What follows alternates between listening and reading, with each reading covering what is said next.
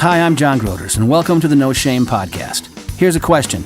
Has archaeology endorsed or dismissed the claims and stories of the Bible? Well, on our show today is Dr. Stephen L. Smith, a man who has spent a lot of time on his knees, both in prayer and in the dirt of Israel, to help us answer that very question. Have no shame, no, we are not afraid, no shame of the gospel of his name. It's the power of God by which we all are saved. We need not be afraid, no shame. Well, hi, I'm John Groders, and my guest today is my friend, Dr. Stephen L. Smith. And Steve is a pastor, he's an archaeologist, he's a home builder. And what is exciting for me is this is the first time I've ever done a No Shame podcast with a co-author of mine. And just full total disclosure, this is a giant commercial for our new book that I have had the privilege of working with Dr. Smith. We have a new book coming out called The Early Church on Fire: Reigniting the Passion of the First Followers of Jesus. Now, I got to be honest, this is all Dr. Smith's scholarship and all Dr. Smith's research, years of his archaeological digs, study in the ancient languages, and he has privileged me to take his essays and help him collate them into a book. So I say we are co-authoring a book, but it's really Dr. Smith who has something to teach us. Welcome to the podcast. Thank you, John. It's a privilege to be here. The Early Church on Fire: Reigniting the Passion of the First Followers of Jesus. What compelled you to explore this topic about the early church? Well, John, God laid it on my heart when I was young. I started preaching when I was 12, obviously preaching to children, but God called me to the ministry. And the passion God put in my heart when I was 12 was the early church. I would read the book of Acts and the miracles they did, and they set the world on fire virtually overnight. And God put it in my heart then, why aren't we doing that? You know, we talk about the truth like we're eating cold mashed potatoes. And where's the passion and the miracles and turning the world upside down? I wanted to see that again. I wanted to experience that. I wanted to experience the Acts chapter 2 power of God. God says we have it. Where is it? So I set on a lifelong journey to find it. I went to Bible college. I said, I'll find the answers in Bible college. 4 years of Bible college, nobody had the answers. I said, I'll go to seminary. I know they'll have the answers. They didn't have the answers. I asked my professors, where's the archaeological evidence of the early church? They said there is no archaeological evidence of the early church before 325. I said, that's impossible. This movement was so big, grew so fast. They impacted the world. They were everywhere. There's got to be something left. Nope. There's no archaeological evidence of the early church before 325. I said, how? Well, Rome destroyed it all. I said, that makes no sense. That's not possible. They had no answers. So I went through a couple doctorate degrees. No answers. Then I got a chance to go dig in Israel. And so we just set out to dig up the early church. Now, To be specific, we're talking about the early church in kind of the Israel, Lebanon region, not so much the early church in Philippi, Corinth, Rome, right? You're specifically focusing on where are those remnants, archaeological evidences of the early church in Jerusalem and Samaria and Judea. Is that correct? Yes, that's correct. That's been my focus. One of the fortes that I have is first century Greek. You know, and I remember my first time in Israel that we saw a Greek inscription, and our tour guide said, "This is a 3rd century inscription from the early church." And honestly, John, I looked at it and I panicked. I broke out in a sweat. I was sick because I said, "This is Greek." I couldn't read it. I taught Greek, but I couldn't read this Greek. I said, I've got a lot to learn. The language is kind of at the heart of this book. you're forcing us to kind of take grammar seriously again, because to understand what you're going to get into in the early church on fire, it is about translating mosaics and inscriptions, and it wasn't like they all spoke English. What was the language of the church in Jesus' day and shortly thereafter? What was going on in that culture? That's a great question, John. The language in Jesus' day was different than anything else on earth. It's affectionately referred to as Koine Greek. The word Koine in Greek means common Greek. What Jesus and his followers spoke was not common Greek whatsoever.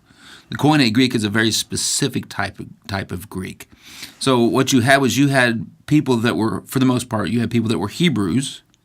So they spoke Hebrew in the temple, in worship, but yet the Hebrews' language had morphed into Aramaic. So they spoke Hebrew in worship, Aramaic on the streets. But once the Greek culture took over the world, then they were forced to speak Greek. So you had people who thought like Hebrews, but they were speaking Greek. And then, of course, Latin was an influence in the world at the time as well from Rome, so official business was translated in Latin. So you really had people that were not bilingual, they were quadlingual. They spoke 4 different languages, but they thought in Hebrew. So they took a Hebrew mindset and put it into Greek. There was nothing in the world like it. It's a very unusual language that they spoke. So understanding the background, the history, the mindset's very important to this. I love the languages because, I've been involved in archaeology in Israel for several years now, and we're over there digging, and they say, look what we found, we found this. We go back to the same place next year, and, now it's something different. And the next year, we found more evidence, and now it's something different.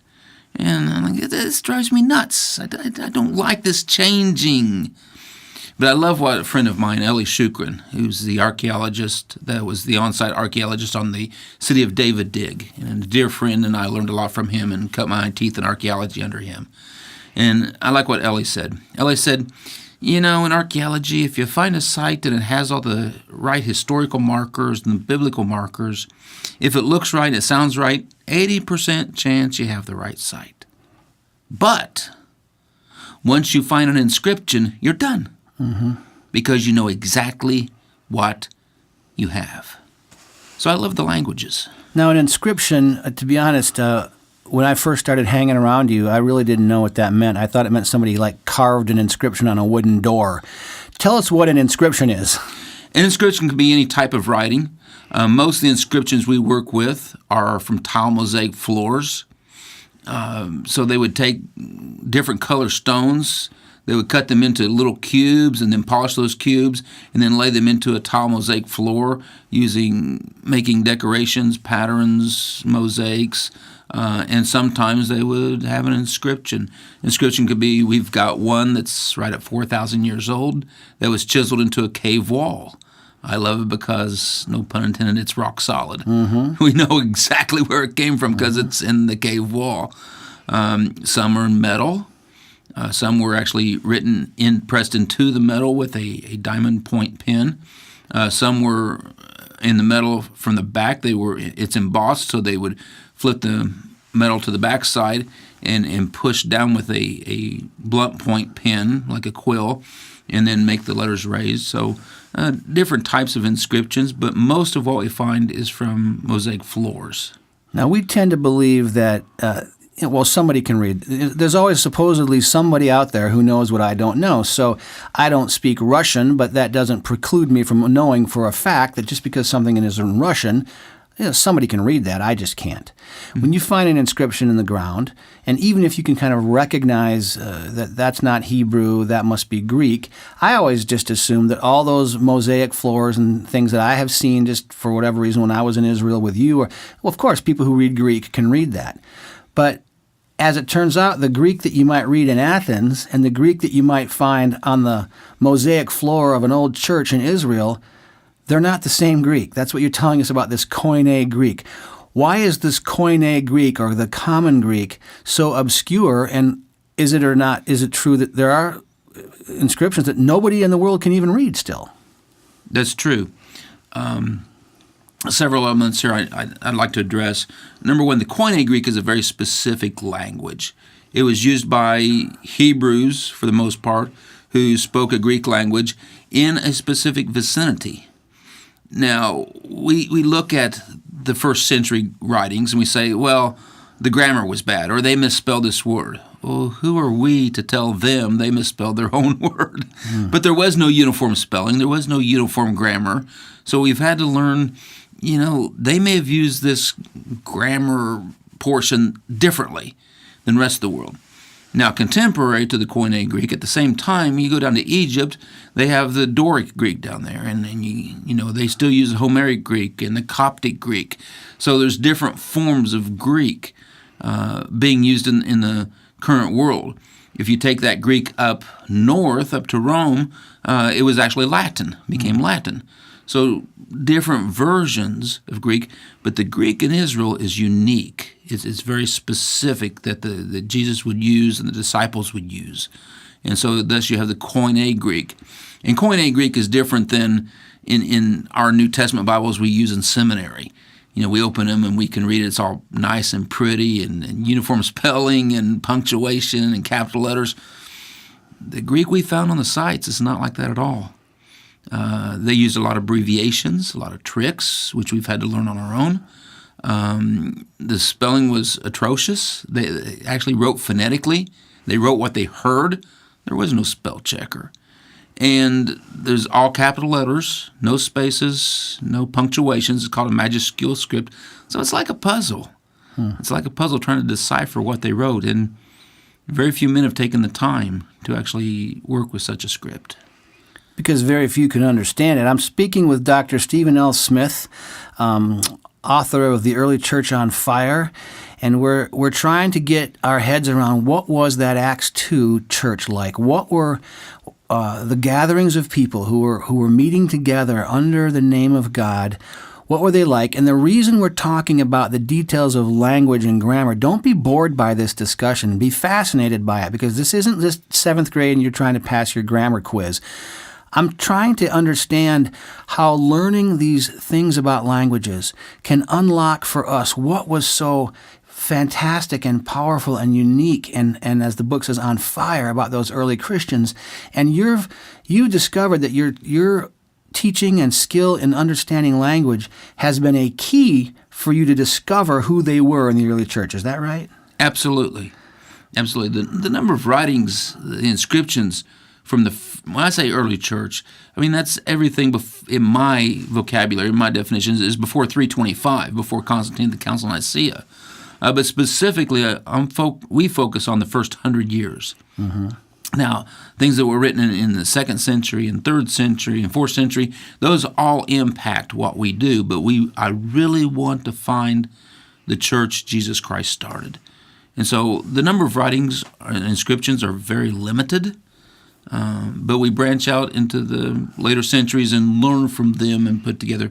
But we do have writings from the very first century. Now, Steve came into town here in my town here in Holland last night, and we've been talking last evening. We've been talking this morning, and when you got here, you could barely. He says, "John, look at this. I've got something new." When Steve finds something, he gets such enthusiasm about it, and it is so infectious. And you opened up for me some inscriptions that you had found. Now, obviously on a podcast, we can't show people them, but can you describe what you came into the building last night and said, hey, look at this? What did you just find?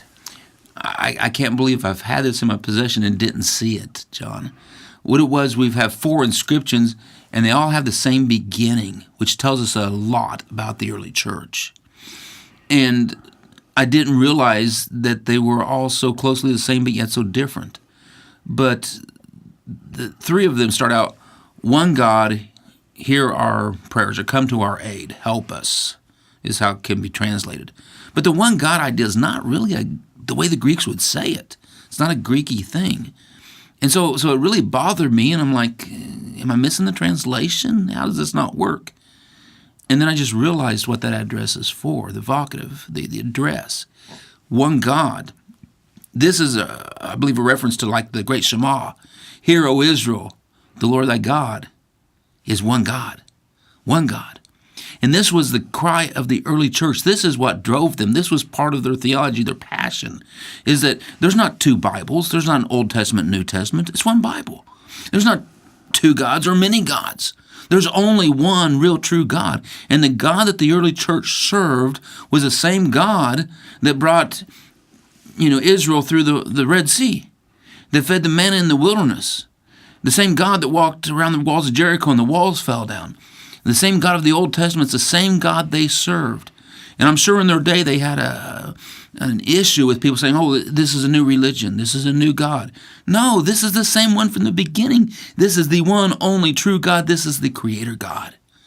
And they made that very clear in their statement. Of the four mosaics that we saw, the three started out, one God, hear our prayers, hear our cries. The Greek word that's translated, hear our prayers, hear our cries, is very unusual word. It's not used very often.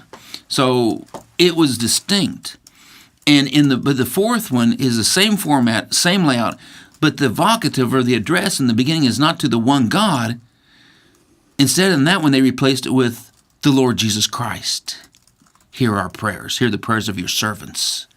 So the Lord Jesus Christ is that one God. He is the same God. He is the Creator God. He is the manna God. He is the Red Sea God. He is the walls of Jericho God. Same God. And then He was present with us. And now He lives in us. And that's what the early church was excited about. And it is gorgeous to see that. So if you are listening, if you can have a word picture here, you got to remember very, very, very few inscriptions have been found from that period. So if we find something in a mosaic floor or in a mosaic tile that we can still read, it's great because they're speaking straight to us. It's not an icon. It's not a picture.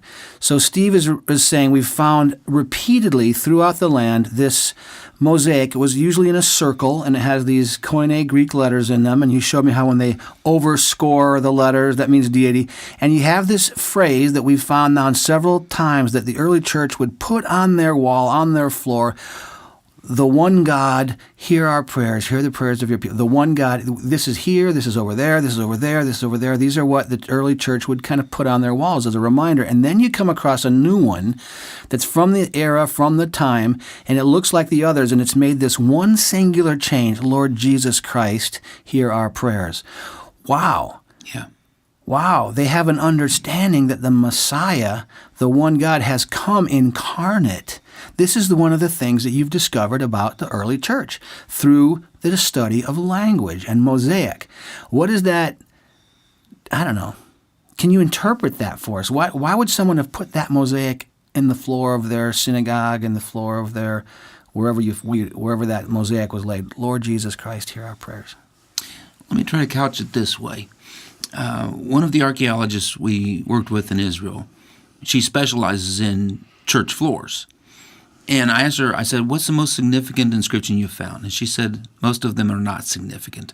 Most of them say so-and-so was a great guy because he paid to have this floor made. So a lot of the inscriptions we find in the synagogue and church floors were simply tributes to remember a person. We still do that. We put our name on the building if we put enough money up to build it, or on the stadium. We still do that. Absolutely. Or when I was young, church stained glass windows. People that paid to have the stained glass windows, they got their names put on the windows. But then they wrote these inscriptions about the one God. So we would remember who He is. They made a tribute to the most holy one, the most important one in the church, God Himself. And it wasn't just He's a God. He's another one of many. He's the one and only true God. So what they did for us in doing this is they took, if you will, a snapshot of the early church and left it for us. And so we look at that. What was important to them? What was their heart cry? What was the forefront of their minds every day? The same thing that ought to be at the forefront of our minds every day now in our churches. Unfortunately, rarely is. Jesus Christ, the one true, only living, eternal God. That's what's important, not our comfort, not what we like, what we want. Oh, I like this music, I don't like this music, I like this translation, I don't like this translation. It's not about that. It's not about what we like. I'm sorry. I don't care what you like or don't like. What I care about is the Lord Jesus Christ, because it's his church, and we're here for him. You know, a conference I was just at, one of the pastors said it so well.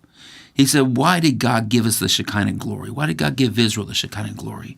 And now today in the church, God has taken the Shekinah glory out of the temple and placed it in us. Why did God give us the Shekinah glory? So we could be comfortable? So we could be happy? No. He gave us the Shekinah glory, and he works through us and does miracles through us so that he can proclaim to the world, so that the world might know through us that he is the one true, only living God. He is the one God. So the world may know he is God. The Shekinah glory, I'll make a transition here, because as we've been talking about inscriptions, written sometimes in Hebrew, sometimes in Latin, but these ones that are written in the Koine Greek, the common Greek, has really been a specialty of Dr. Smith's, that he has been able to decipher many of these inscriptions that almost nobody else in the world has been able to decipher. But even in those days, even in the era of the early church, most people were illiterate, right? So even though you might have a perfectly clear inscription, that wasn't going to speak to 95% of the people coming into the synagogue that day. That is correct. My professional estimation is 80% of the people in that day could not read or write. Which is why we've got this whole emphasis in this new book, The Early Church on Fire, which will be coming out this year. It's not out as we're recording, but The Early Church on Fire will come out this year. You have done a massive study on iconography. Icons, we are using them probably more today than we ever used them, since then, because on our phones and on our apps, an app is just an icon. It doesn't say anything. You just see the little picture. Oh, that's my Photos app. Oh, that's my Facebook app. We use icons now called emoticons, which we put on the end of a text message, and we put a thumbs up or a mad face or whatever. Well, those are not words, but they communicate. In the ancient times, they had to carve an icon instead of a lot of effort to create an icon, but they're everywhere in Israel, right? Tell me a little bit about icons that you find all over Israel. Icons became a common form of communication in the early church. We read Acts chapter 2, who was in Israel in the early days? Everybody from all over the world. Jews traveled from everywhere and usually didn't speak the same language. So they found a common language in the icons. We use icons. Everyone uses icons. I don't care where you go in this world. If you see a cigarette with a red circle and a slash through it, everybody knows that means no smoking. I don't care where you go in this world. Everybody knows those two golden arches means McDonald's. So we use icons. They used icons. Of course they did. How else do you communicate in a multilinguistic society, especially when 80% of the people can't read or write to begin with?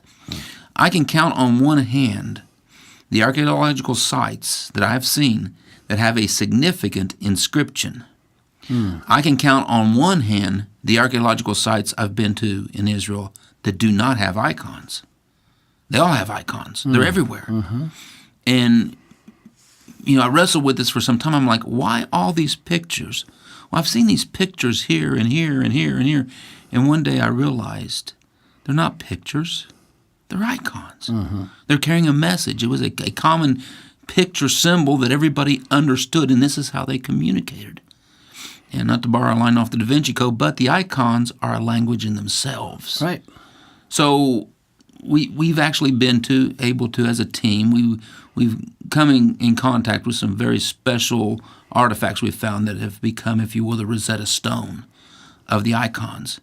Now we know, we can put science to this. Now we know exactly what those icons mean.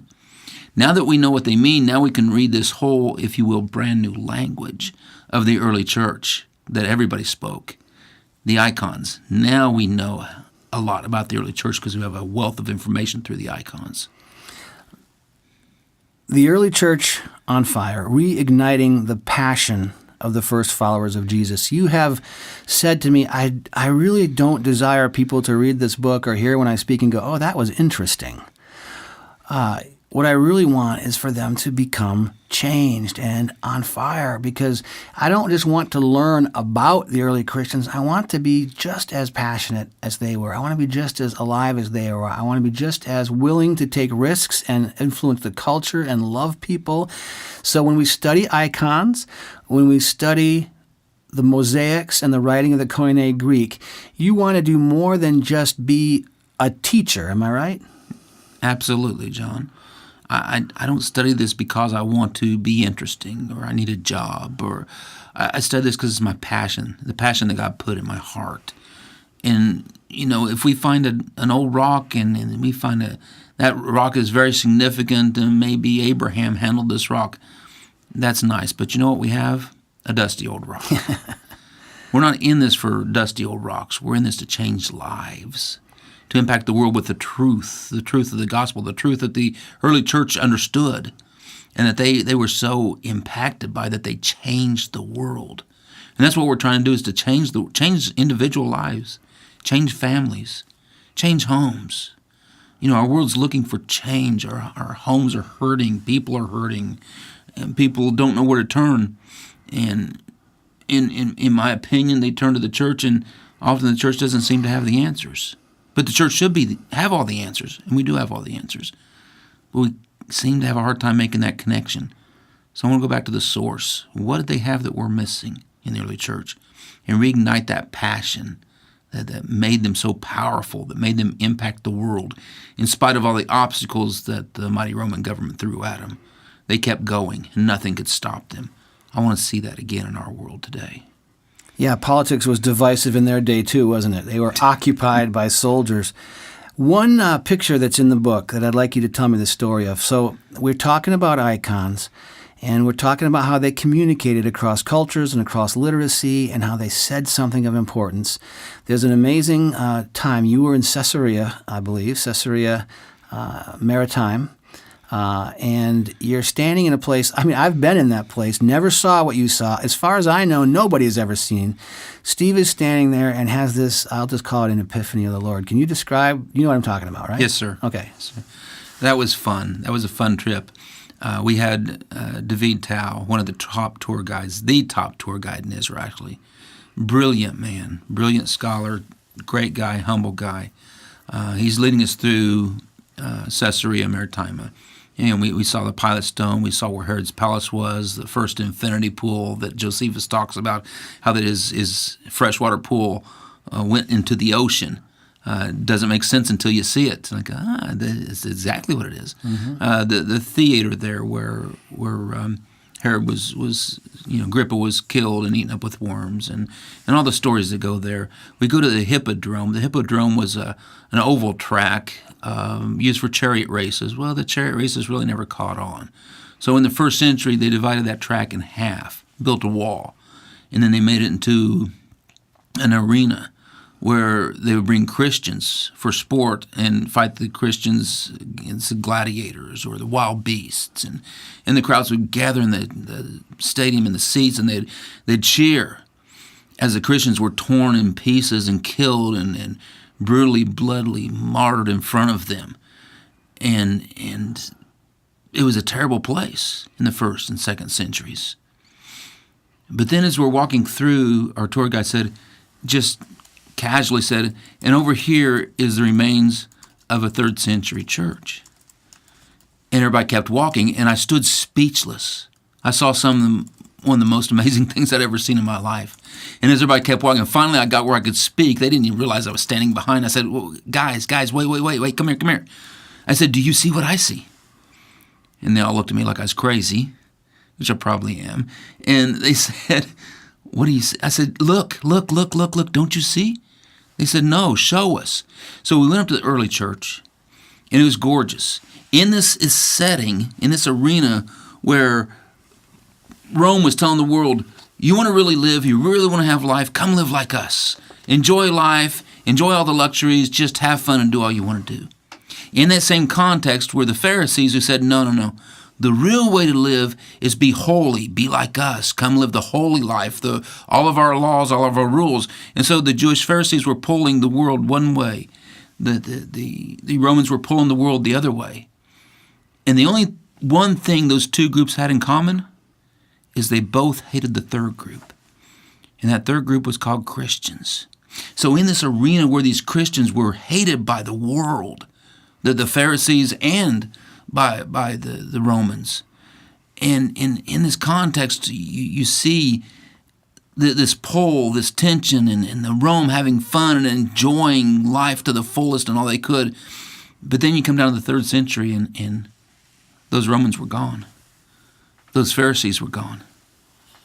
But in spite of all the persecution of Rome, the church was still standing. So in this early church, I looked up, I saw in the apse, the semicircle part in the front, the walls were still standing, and part of the dome, the roof over that apse, was still standing. And I've seen several apses built before, and how they lay the stones and they make the dome shape in the roof, but they're just stones, just blocks cut, but this one was different.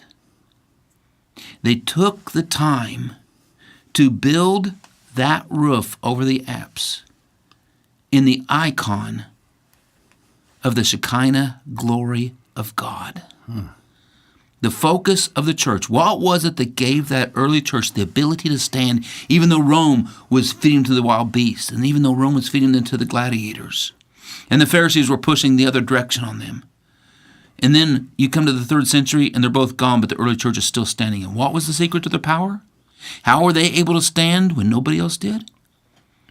The Shekinah glory of God from the Holy of Holies that now lives in us. They got that, and they lived it. That was the focus of their attention in the early church. We will sometimes complain that as Christians, today we get our posts banned on Facebook, and sometimes our posts get banned on Twitter.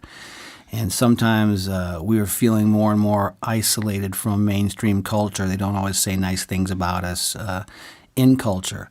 We call this podcast No Shame at the Intersection of Faith and Culture.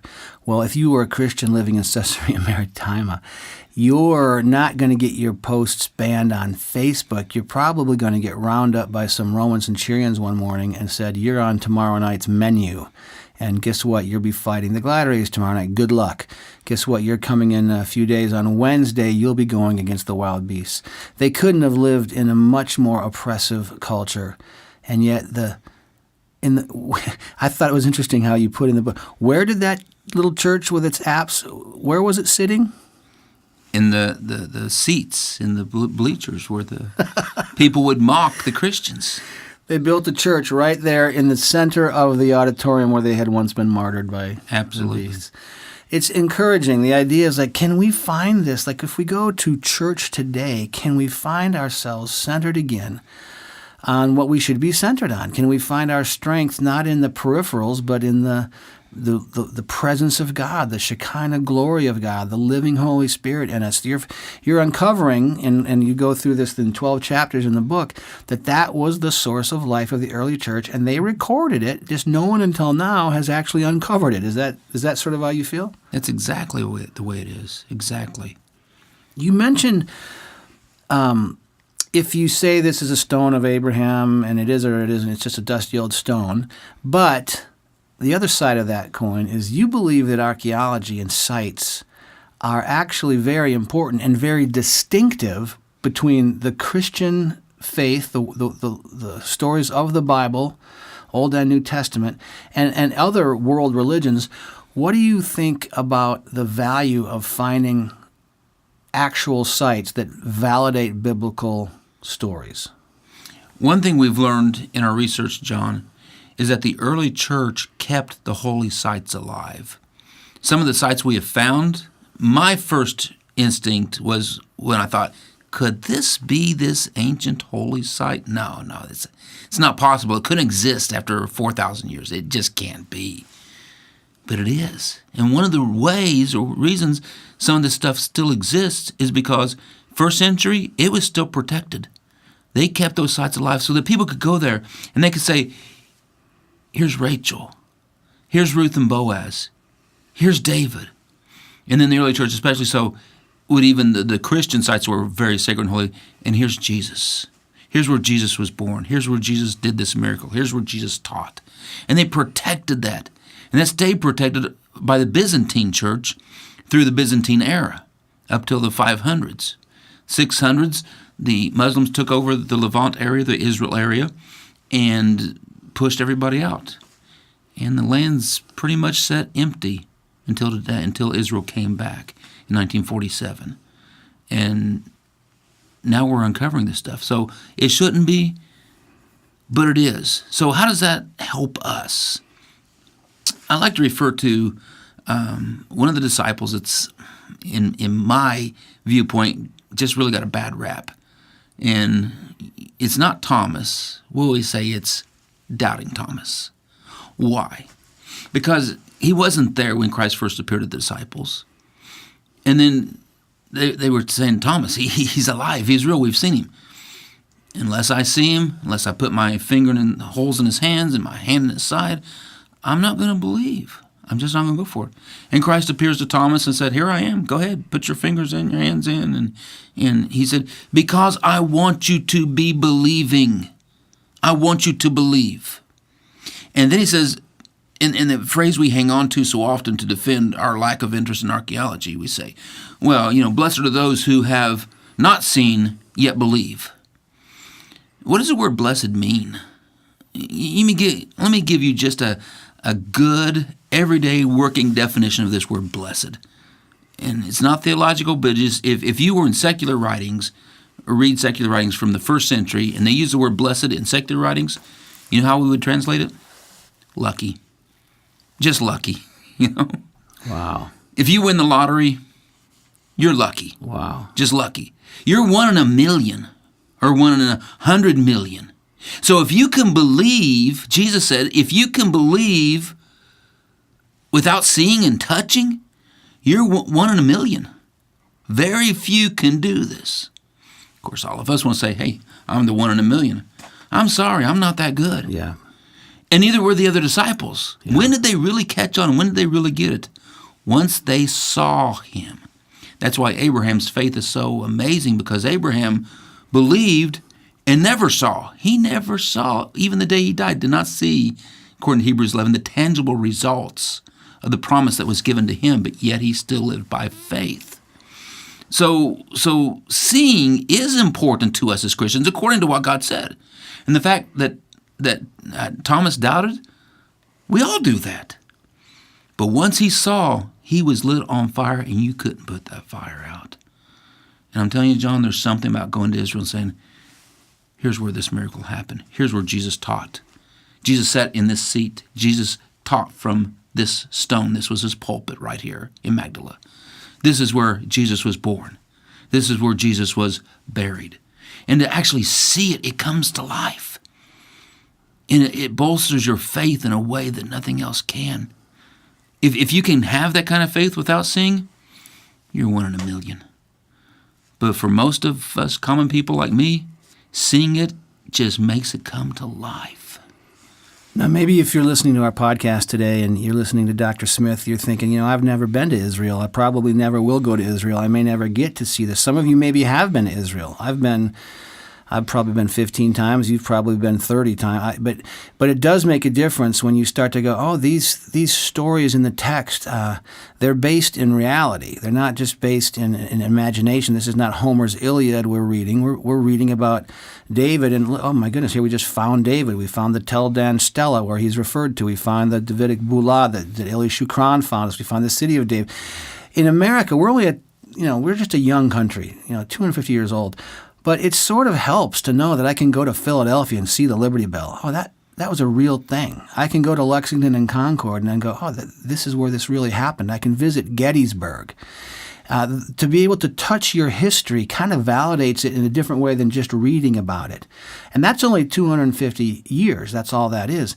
You saw when ISIS fighters 3 years ago or so were destroying ancient sites in Iraq near the ancient city of Nineveh.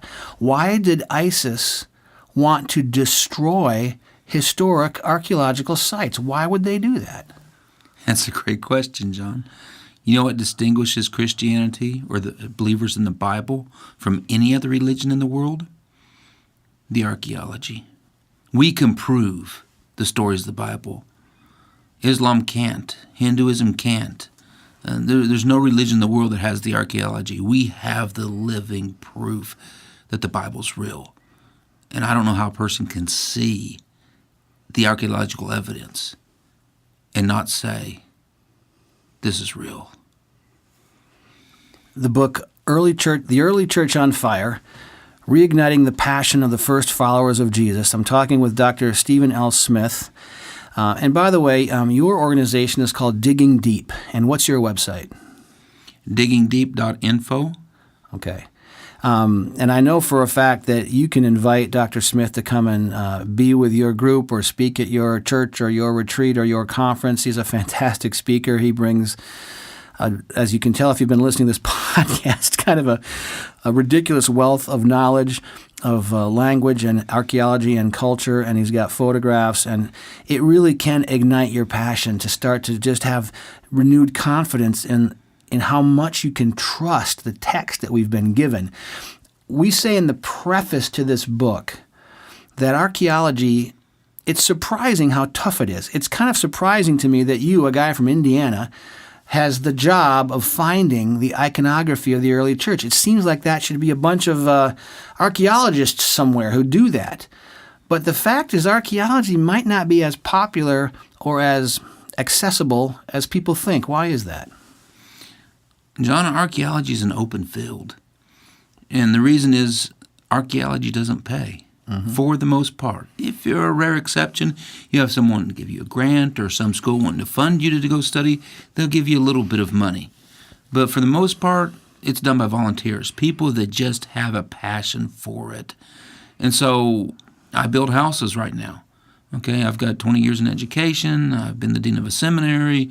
I could get an office job somewhere easily, I'm sure of that, or a pastoring job.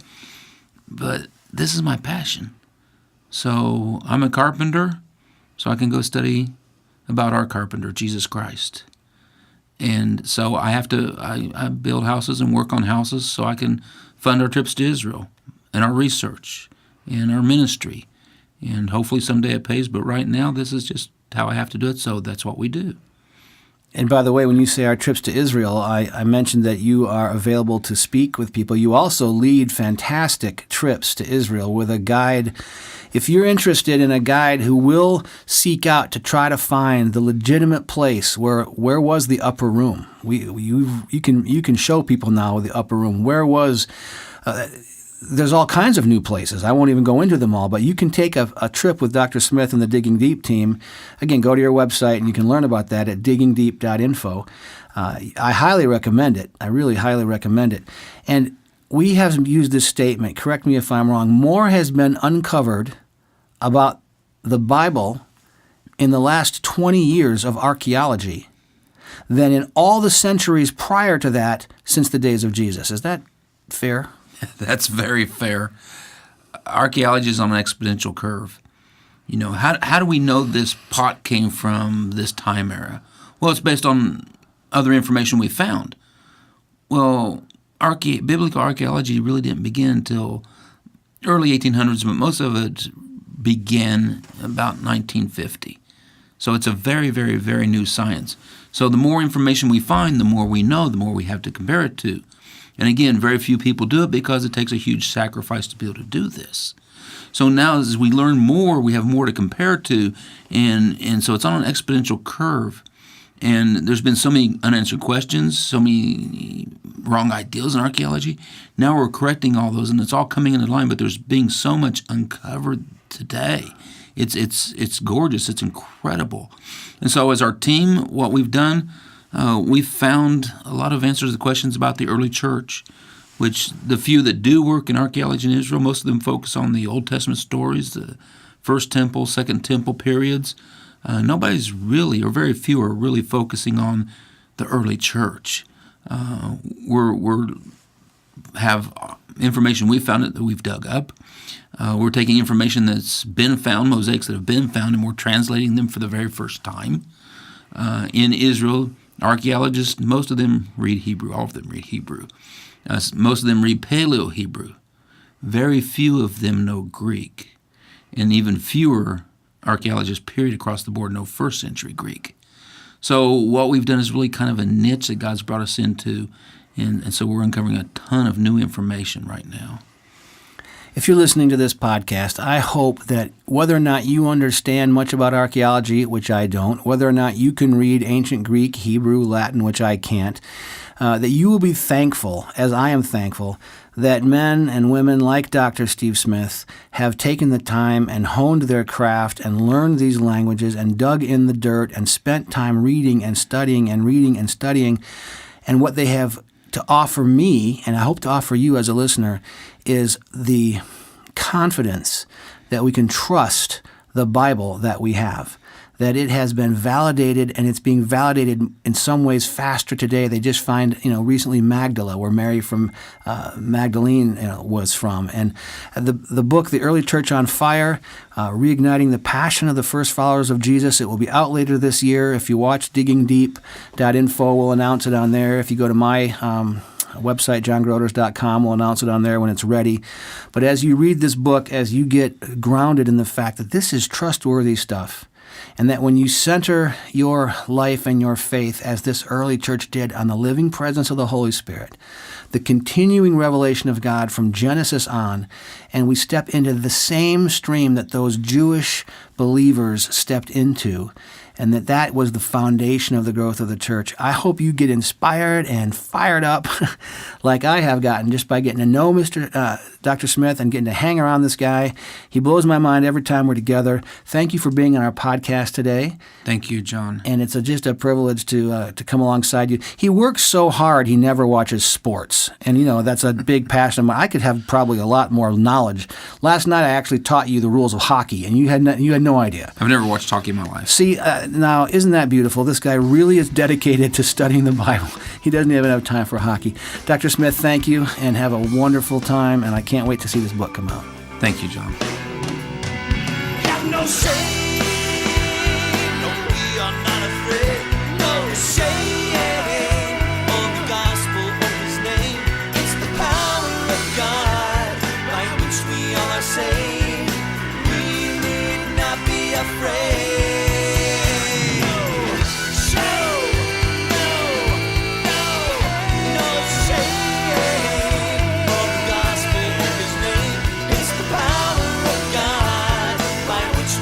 Saved, we need not be afraid.